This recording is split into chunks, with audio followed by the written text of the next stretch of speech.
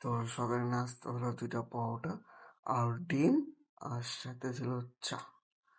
তো চাটা অনেক মজা হয়েছিল, তো ডিম ভাজি দিয়ে খেয়েছিলাম। তো দেখতে পাচ্ছেন।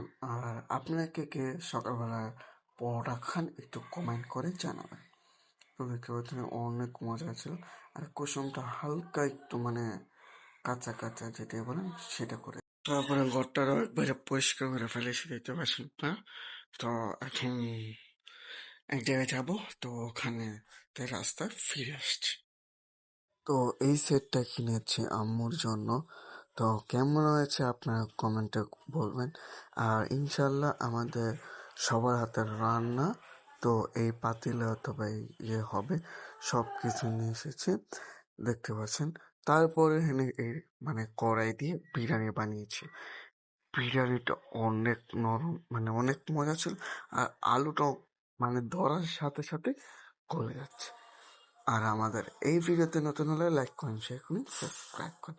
তো তাড়াতাড়ি অনেক রেসিপি চলে আসবে, তো সবাই ফলো করে দিন, সাবস্ক্রাইব করে দিন, দেখতে পাচ্ছেন। আর মানে গোশটা অনেক নরম, অনেক মজা হয়েছে। মানে এটা কাচ্চি রকম বানিয়েছিল, এটা বিরিয়ানি না।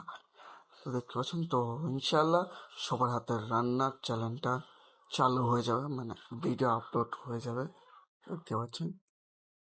আর বিকালের দিকটায় খেয়েছিলাম পপকর্ন, তো বাসায় বানিয়েছিলাম, অনেক মজা হয়েছিল।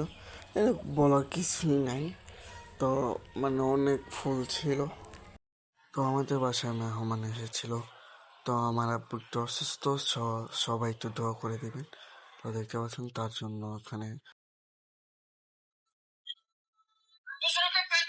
মাংস না, এই যে সলমান খানের বাবা পোলা।